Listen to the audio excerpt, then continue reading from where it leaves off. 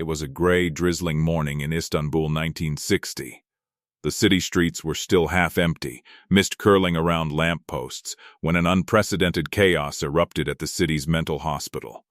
The morning shift guards had been negligent, distracted, some even laughing quietly among themselves. Doors that were meant to remain locked were left ajar, and in that brief lapse, 423 patients seized their chance.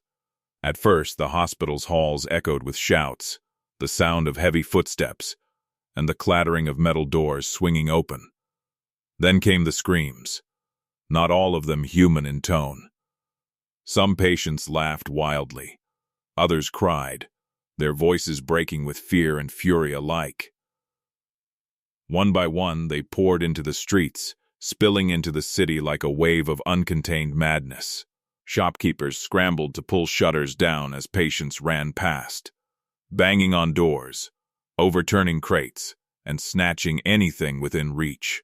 A fruit cart tipped over, apples rolling underfoot, while a stray dog yelped and darted into the alley, narrowly escaping the chaos. People in cafes froze in shock, their morning coffee abandoned on tables as patients pressed against windows, shouting, laughing, or muttering to themselves. At first, the citizens thought it was some kind of prank, but when a man in a dark coat lunged at a streetcar conductor, screaming about invisible enemies, it became horrifyingly clear. These were not ordinary people, and there was no control over them. Inside the hospital, alarms rang out, though they barely cut through the cacophony outside. The administrators, pale and shaking, scrambled to call the city offices. Phones rang unanswered, and a sense of dread settled over the building like a heavy fog. The city, still waking, had never seen anything like this. By mid-morning, a strange rhythm had taken over the streets. Patients ran in small groups, some wandering aimlessly, others moving with a terrifying precision, eyes darting as though seeing something invisible.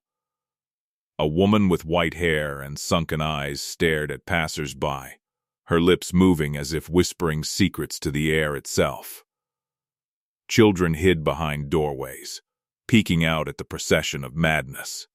The hospital administration, realizing the magnitude of the disaster, finally sent a message to a renowned psychiatrist, a man whose reputation for understanding the human mind bordered on the legendary.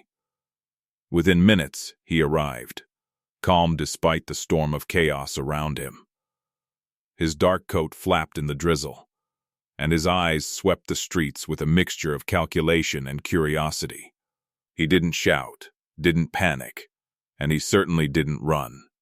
Instead, he reached into his coat and produced a small, polished whistle.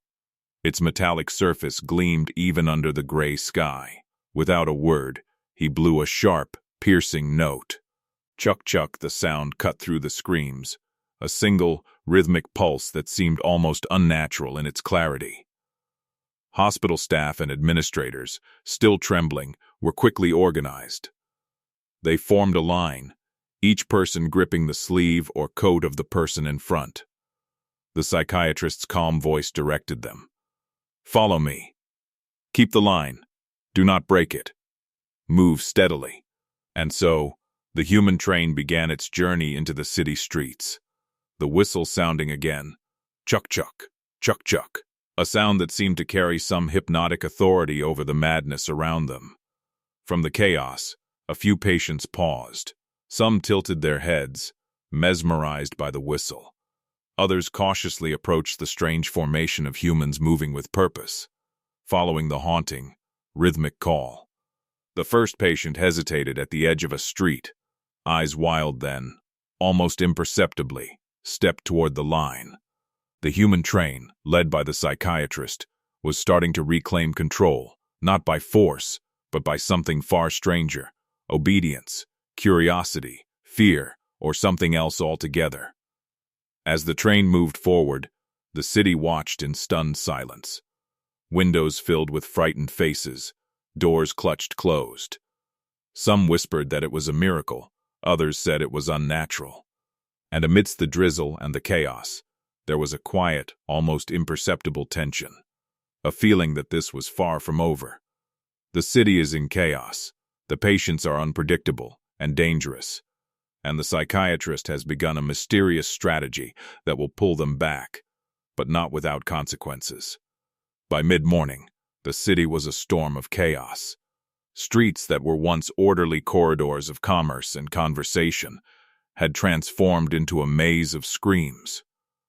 Overturned carts and shivering citizens. Shopkeepers clutched their doors, mothers grabbed their children, and stray animals darted across wet cobblestones, their yelps echoing like warnings in the gray drizzle.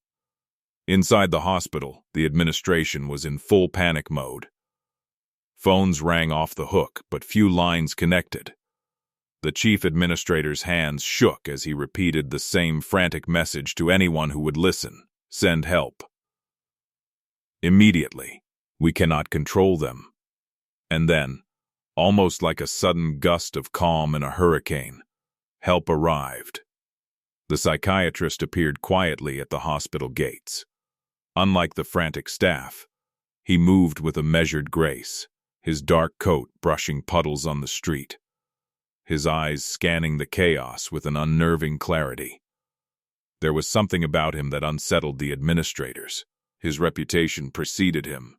He had a talent for understanding minds that others deemed unreachable, a skill that bordered on the supernatural. He did not rush. He did not shout. He did not raise his arms in panic. Instead, he produced a small, silver whistle from inside his coat. The whistle gleamed under the gray morning light. Holding it between his fingers, he looked at the assembled staff and administrators and spoke, his voice low but firm.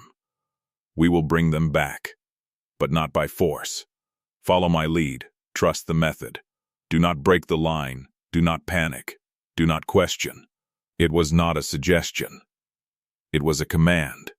He then blew a short, sharp note. Chuck, chuck. The sound pierced the chaos like a knife. It was rhythmic, almost hypnotic, carrying an authority that transcended reason. Staff blinked at each other in astonishment.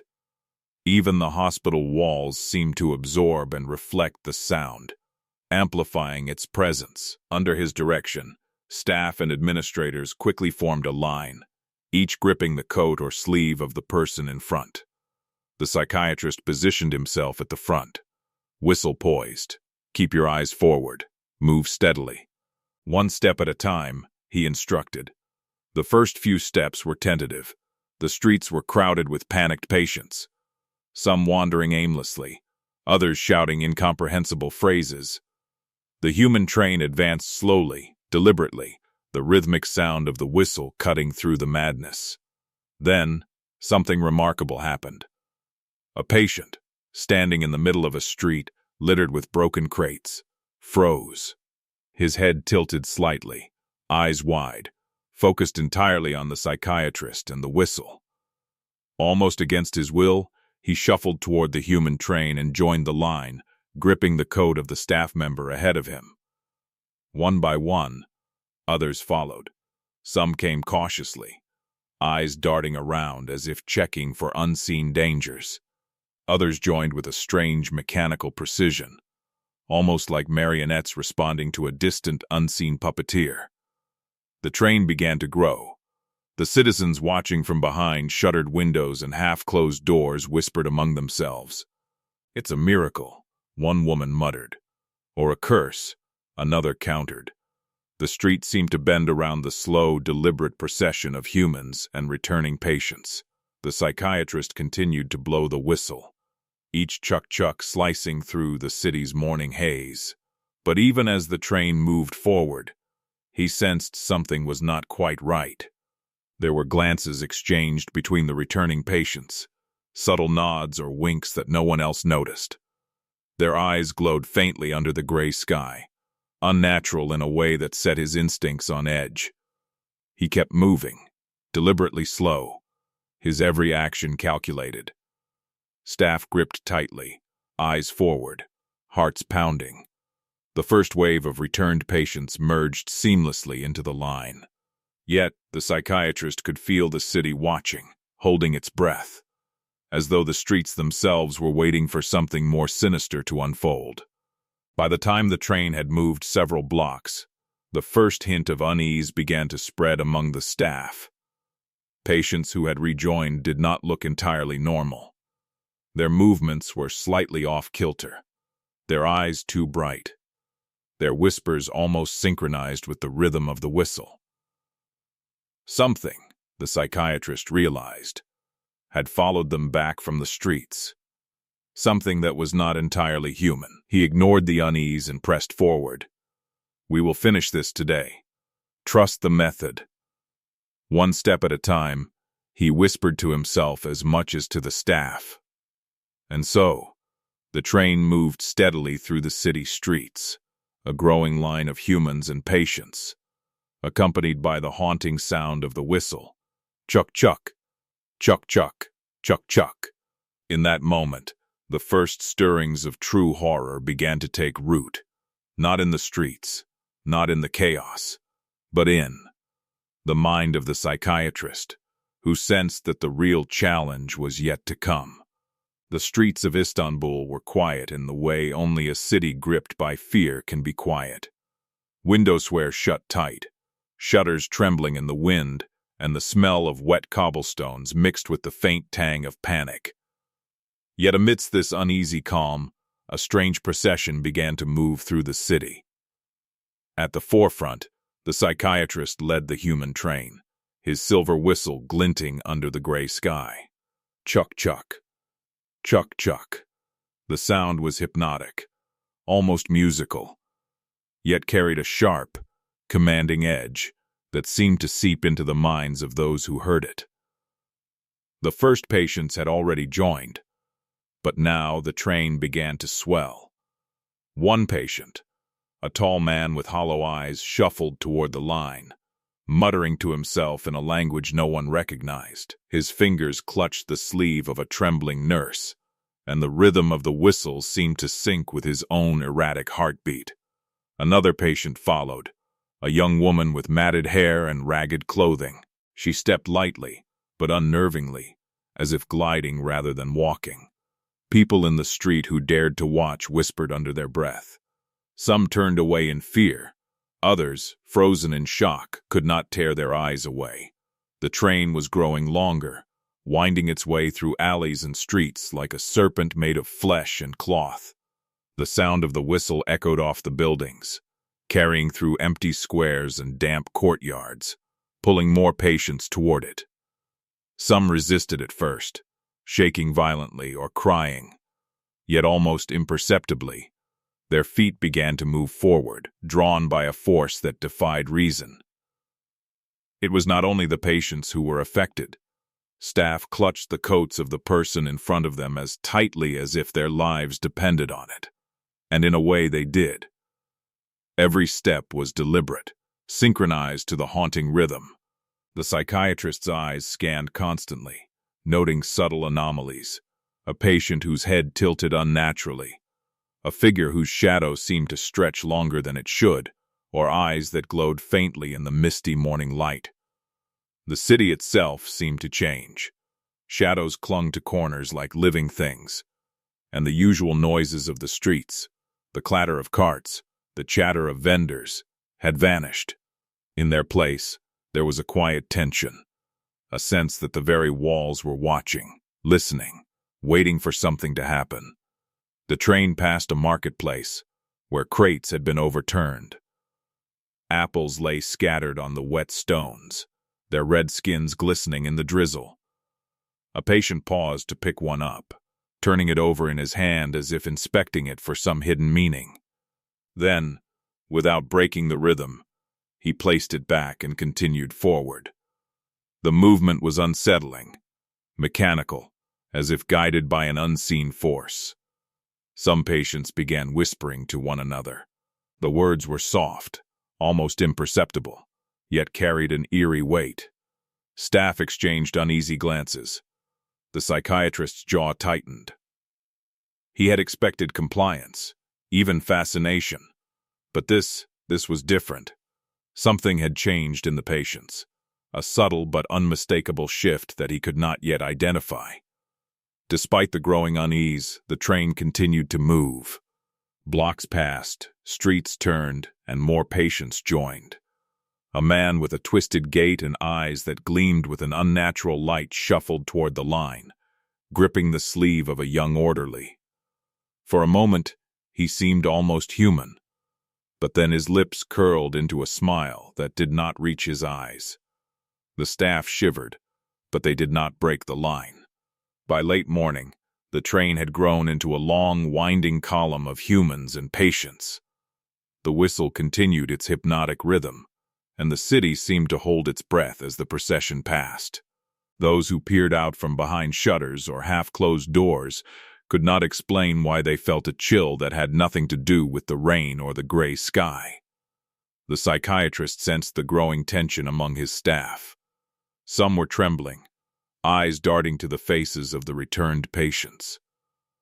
Others whispered prayers or muttered reassurances to themselves. Yet all followed the line, all moved forward, held together by a force stronger than fear, trust in the method. But even as the train snaked through the streets, the psychiatrist felt a prickling at the back of his neck, a sense that something was watching, something unseen yet present, waiting for the right moment to make itself known. He blew the whistle again, harder this time, chuck, chuck, chuck. And as if answering, the shadows along the street edges seemed to pulse. Shapes twisted in the corner of his vision. Whispers floated on the wind, though no one else heard them. And somewhere, deep in the line of patients, the faintest echo of laughter, wrong, inhuman, slipped into the air. The train moved onward, but the psychiatrist knew one thing with chilling clarity. This was only the beginning. The rain had stopped, leaving the cobblestones slick and glistening under the pale morning sun. The city seemed to hold its breath, the usual sounds of street life silenced in anticipation. Amidst this unnatural quiet, the human train moved steadily forward, the psychiatrist at the front, whistle raised. Chuck, chuck, chuck, chuck. Each note cut through the silence, a strange, almost hypnotic drumbeat that seemed to echo inside the heads of everyone who heard it. At the edge of a narrow street, a man paused. He was tall and gaunt, his eyes sunken but piercing, and his clothes hung loosely on his frame. For a moment, he seemed frozen, caught between fear and something else. Curiosity, perhaps, or a strange compulsion. The whistle's rhythm tugged at him, pulling him forward as if by invisible strings. He stepped closer to the line, hesitant, eyes darting at the staff around him. The psychiatrist noticed immediately. There was something unusual about this patient, something inhuman, subtle, but unmistakable. His lips twitched in a strange smile, and the rhythm of the whistle seemed to sync with his pulse. Slowly, almost ceremoniously, the man reached out and grasped the sleeve of the nurse ahead of him. A shiver ran down the nurse's spine, but she did not break her grip on the person in front of her. The first patient had joined the human train. Others watched. Some whispered to each other, unsure if they should follow, hesitant in the face of the strange, hypnotic procession. But the momentum of the train was irresistible. One by one, patients began moving toward it, drawn not by fear, but by a compulsion that defied explanation. A young woman with long, tangled hair stepped out of a dark alley. Her gaze was fixed entirely on the whistle, her lips moving silently as if repeating words only she could hear. She hesitated a moment, then placed her trembling hand on the coat of the patient in front of her. Another joined, then another, and the train began to grow longer, winding through the streets like a living organism. The psychiatrist observed silently, noting every detail. The patient's movements were deliberate, but not entirely natural. There was a rhythm to them, an almost mechanical quality, as if the sound of the whistle had rewired their actions. Some glanced at each other briefly, eyes glinting unnaturally, and shared subtle nods or smiles that made the staff uneasy. From the windows above, citizens watched in stunned silence. Children pressed their faces against glass. Mothers held them back in fear, and shopkeepers muttered prayers under their breath.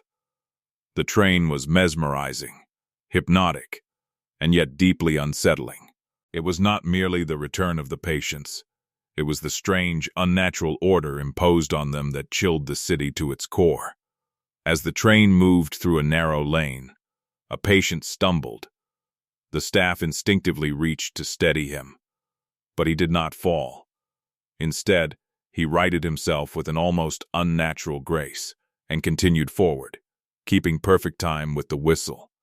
A faint glow seemed to emanate from his eyes, catching the psychiatrist's attention.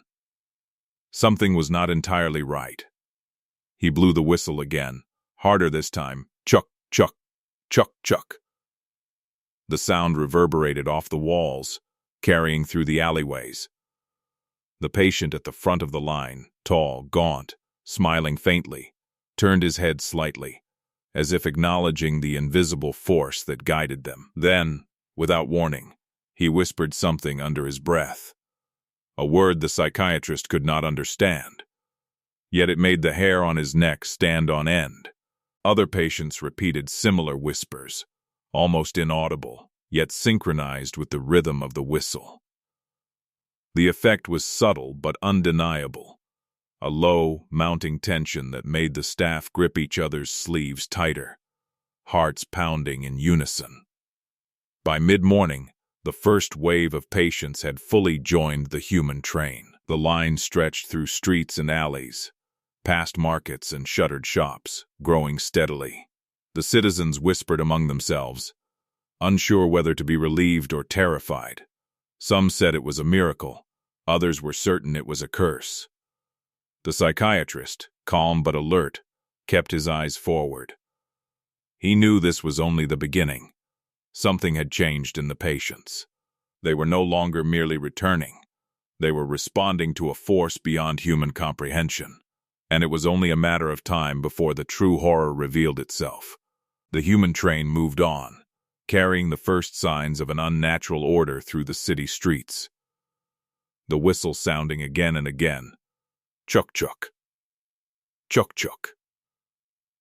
And somewhere, in the shadows just beyond the line of vision, the faintest echo of laughter drifted through the alleys. Wrong. Inhuman. And impossible to place. The sun had climbed higher, though the gray sky refused to brighten, casting the city in a dull, lifeless light. Streets that were normally bustling with carts, vendors, and pedestrians were now eerily empty, save for the growing human train snaking through the city like a strange, living shadow. The whistle continued its haunting rhythm, each note precise and insistent. Chuck-chuck, chuck-chuck, chuck-chuck. The sound seemed to penetrate every corner of the city, seeping into dark alleys and abandoned courtyards, drawing the lost and the wandering toward the line. The train had grown longer. Patients of all shapes and sizes shuffled forward, some with vacant expressions, others with eyes that gleamed unnaturally in the dim light. Some muttered words to each other, whispers so soft that only the psychiatrist could hear them. They were not entirely human, yet they were not entirely lost either. They existed in a strange in-between, bound by the rhythm of the whistle. A man with a twisted gait joined the line, gripping the sleeve of the person in front of him with surprising strength. His eyes glowed faintly, and he seemed to move with an eerie synchronization, almost like a shadow puppeteer controlling his own limbs. A nurse beside him felt an instinctive shiver run down her spine, but did not break the line. Further along, a young woman stepped out from a side street. Her hair clung to her face in wet strands, eyes wide and unblinking. She whispered something as she joined the train, and the words seemed to echo faintly, bouncing off the walls of the narrow alley. The psychiatrist glanced quickly but saw nothing. No one else reacted, but he knew something was amiss. The city watched in stunned silence. From behind half-closed shutters, from the upper floors of apartment buildings, residents peered out. They whispered among themselves, exchanging fearful glances. "How is he doing it?" one muttered. "What is this madness?" asked another. The sight was hypnotic yet terrifying. A procession of humans and patients moving with unnatural order through the city streets. As more patients joined, subtle changes became more pronounced. One patient's shadow stretched longer than it should, flickering oddly on the wet cobblestones. Another patient moved with a jerky, unnatural precision, a rhythmic twitch accompanying each step. Even those who seemed normal carried a strange tension, as if some unseen force pulsed through their veins, compelling them forward. The psychiatrist kept moving at the front, his eyes sharp, every sense on alert. He could feel the growing strain in the staff behind him, the subtle fear threading through their grips on one another's sleeves.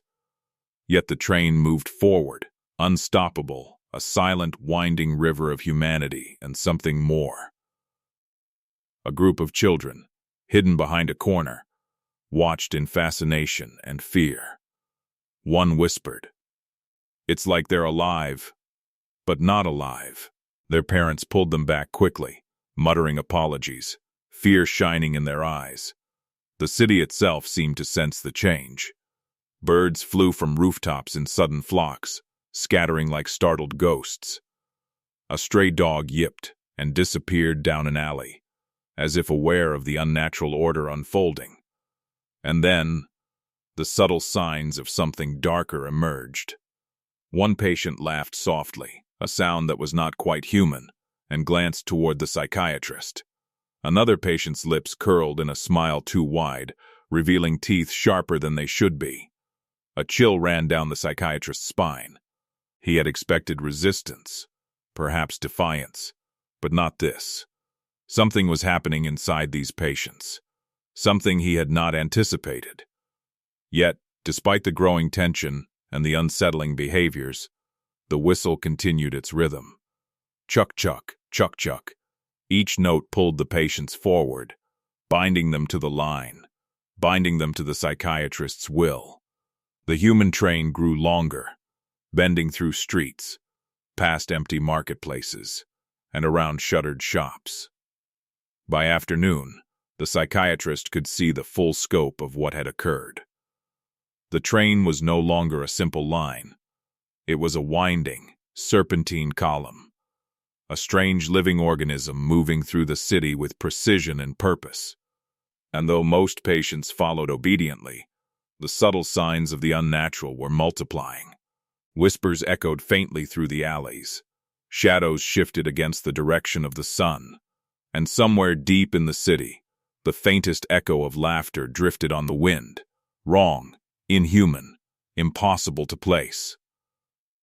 The psychiatrist knew, with a sinking certainty, that the real horror had only just begun. The patients were returning, but they were not entirely themselves. Something else had followed them from the streets, and it was waiting, biding its time, ready to reveal itself. The sun dipped lower, painting the gray sky in streaks of sickly orange. The city streets, once vibrant with life, now felt hollow and alien. Shadows stretched unnaturally long across the slick cobblestones, moving almost independently, twisting as though they were alive. The human train, a winding column of staff and patients, continued its relentless march, the silver whistle's rhythm echoing through the alleys and courtyards. Chuck-chuck, chuck-chuck, chuck-chuck. By late afternoon, the train had grown immense.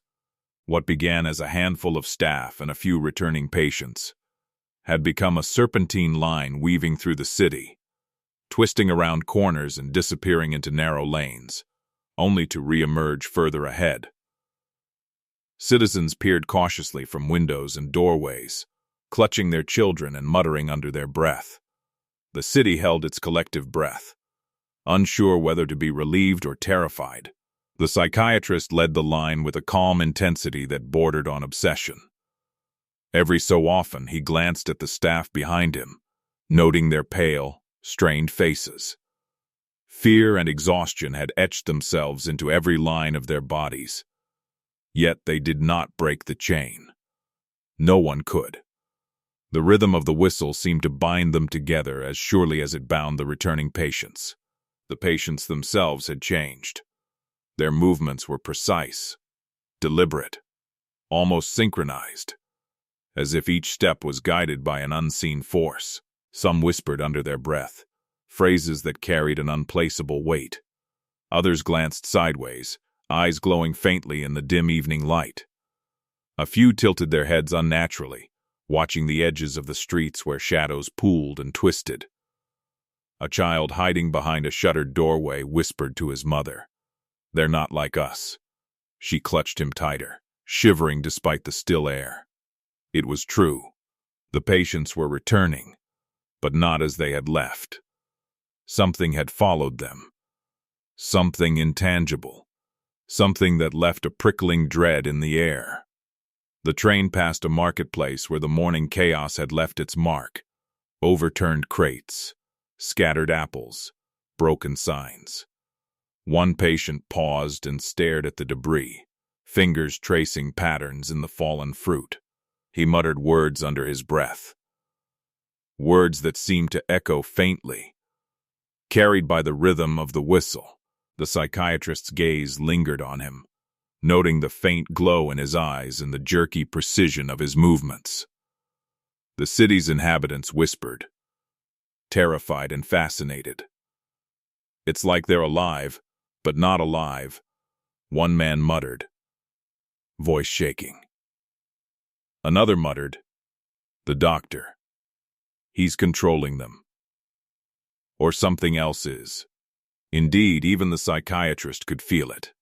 The subtle undercurrent of something unnatural that had woven itself into the line of patients. And yet, despite the unease, the whistle continued its rhythm. Unbroken. Chuck-chuck, chuck-chuck. Each note seemed to tighten the invisible thread binding the patients, guiding them forward, compelling them to follow. The human train moved through the city like a living creature, its body coiled and twisting through streets that now seemed unfamiliar, even alien. By evening, the train was nearing completion. Most patients had rejoined, their numbers far exceeding what anyone could have anticipated. The line wound through alleys, across squares, past frightened onlookers who dared not intervene. A faint, unnatural murmur accompanied them, whispers that seemed to originate not from the patients, but from the very air around them. The psychiatrist felt it in his bones. Something had changed. The patients were returning, but some part of them was no longer human. There was a presence within the train, subtle yet unmistakable, and it watched with patient, deliberate calculation. The first signs of full-blown horror were beginning to emerge. A staff member whispered, voice barely audible, "Doctor, they feel wrong." The psychiatrist nodded slightly, jaw tight. He had felt it too, the strange weight pressing in from all sides, the sensation that some unseen force had followed the patients back from the streets. And still, the whistle continued. Chuck-chuck, chuck-chuck, chuck-chuck. The city held its breath as the last few patients shuffled toward the line, their eyes gleaming faintly, their movements almost imperceptibly wrong. Shadows twisted along the walls, whispers floated on the evening wind, and the air itself seemed to pulse with an unnatural rhythm. By the time the train reached the hospital gates, the psychiatrist knew one undeniable truth. This was only the beginning. Something had returned with the patients, something that was not entirely human, and the true horror of the evening was yet to come. Night had begun to settle over the city. The sky was a heavy, inky gray, clouds swallowing what little light remained. The streets were silent, except for the faint drip of water from rooftops and the distant echoes of frightened whispers. Inside the hospital, the human train finally came to a halt. Staff and patients stood in a long, winding line that filled the corridors and spilled into the central courtyard. The psychiatrist raised his whistle for one final note. The sharp, metallic chuck-chuck, reverberating through the air. The patients were still, waiting, or perhaps listening, to some rhythm only they could hear. The staff clutched each other's sleeves, their faces pale, eyes wide. It was time to count. A nurse began tallying, her voice shaking. 1, 2, 3. Each patient moved forward obediently as she counted, their strange, unnatural synchronicity almost mesmerizing. The numbers climbed steadily. 100, 200, 300.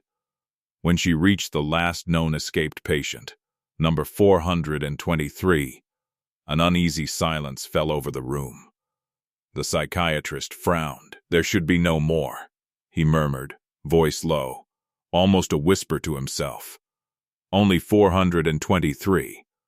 Yet when the final numbers were tallied, the count revealed something impossible. 612 patients. A collective gasp filled the hospital. Staff froze, some stepping back in shock. Patients, who had been still until now, tilted their heads slightly, eyes gleaming faintly in the dim light. Some whispered soft words, phrases too faint to understand, yet heavy with unplaceable meaning. Their movements were almost imperceptibly mechanical, synchronized with one another in a way that defied human logic. The psychiatrist's heart pounded in his chest. He had expected chaos, disobedience, perhaps resistance, but this was beyond comprehension. There were 189 more than should have been. He scanned the faces of the returned patients. Most were quiet, obedient, yet something within their gaze was deeply wrong. The extra numbers were not accounted for. He felt it then, a creeping realization that chilled him to the core. Some of the patients were not merely returning from the streets. Something else had returned with them. Something that could not be counted. Something that did not belong. The staff whispered among themselves, voices barely audible. How is this possible? One stammered. Another muttered they've multiplied. But no one could explain it. And the patients themselves seemed aware of the shock, glancing at each other with subtle nods or smiles, as if sharing a secret too terrible to voice. The psychiatrist blew the whistle softly, a single note this time. Chuck-chuck. The sound echoed through the hallways and courtyards. Most patients remained obedient, yet a few turned their heads sharply toward shadows in the corners of the room. Their eyes glowed faintly, reflecting something far older, far darker than human comprehension. He took a deep breath, gripping the whistle tightly. This was no longer merely a rescue operation. The city had been spared physical chaos. But the true horror, the inexplicable, the unnatural, was now inside the hospital walls. Something had returned from the streets with the patients, something that defied reason, counting, and explanation. And the psychiatrist knew, with grim certainty, that tonight would not end with doors locked and wards secured. The whispers grew louder, faint yet pervasive, as if the very walls of the hospital were alive with secrets. The extra patients, those inexplicable numbers, stood quietly, obedient yet subtly different. There was a presence among them, ancient and unseen, moving beneath the surface of the ordinary. The psychiatrist's calm demeanor remained, but inside, dread festered like a shadow. He had followed the method, maintained the line, guided the train, but some part of the city's nightmare had returned with them, and it was impossible to ignore. Even as the staff struggled to process the impossible count, a faint sound drifted through the hallways, a whispering laughter, soft yet unmistakable, echoed in the shadows. It was not human, yet it seemed to come from the patients themselves, or perhaps from something far older that had joined them unseen. The human train had succeeded in gathering the patients, but the victory was hollow. The real horror had just begun. Night had fully fallen. The hospital was cloaked in darkness, its walls glistening with the remnants of the day's rain. Doors had been locked, wards secured, and staff tried desperately to regain a sense of order. On the surface, everything seemed calm. The patients were in their rooms, obedient, sitting or standing quietly, as if the chaos of the streets had never existed. But the calm was deceptive. The psychiatrist, walking the halls with his whistle in hand, sensed a presence that no lock or ward could contain. There was something in the shadows, something that had returned with the extra patients. The 189 unaccounted for individuals were still among them, not entirely human, yet indistinguishable in form from the others. At first, nothing overtly alarming occurred. Lights flickered in some wards, whispers drifted through the corridors. Too faint to make out, but heavy with intent. The staff, exhausted and fearful, tried to rationalize it.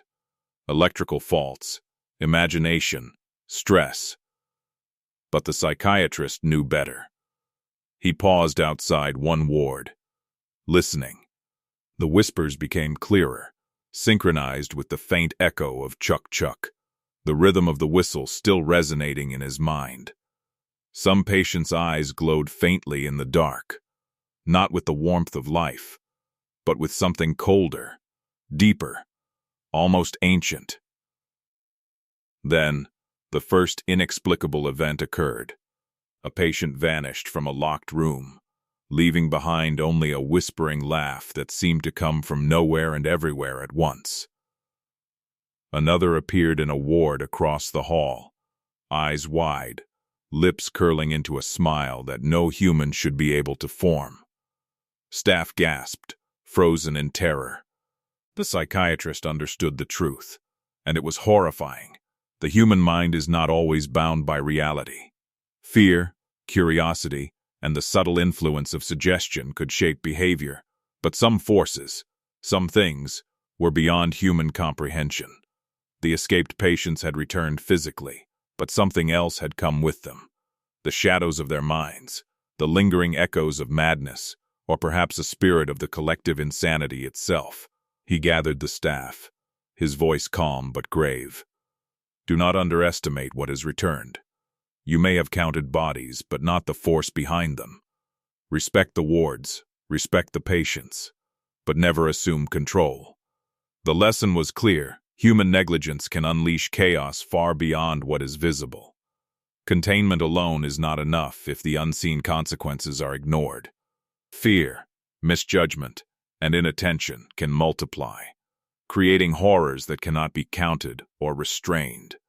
That night, the hospital was quiet, but the air was heavy with knowledge of what had occurred.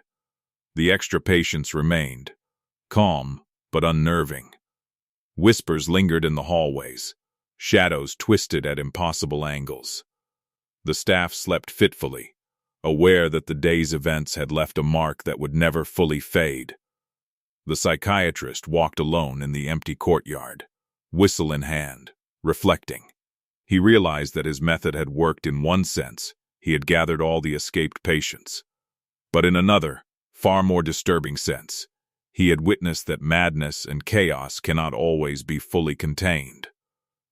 And as the night deepened, a faint, distant chuck-chuck seemed to echo, carried not by his whistle, but by something older. Something that had learned to move through the city unseen. The lesson lingered. Vigilance is fleeting. Human minds are fragile. And sometimes, the consequences of negligence manifest in ways no one can measure. The hospital would reopen its doors to the city in the morning, and life would appear normal. Yet the staff and the psychiatrist knew, as did the shadows and whispers among the patients, that order is fragile, and chaos can return, silently, invisibly, at any time. The city slept unaware, while inside the hospital, the human train, and the echoes of what had followed it, remained.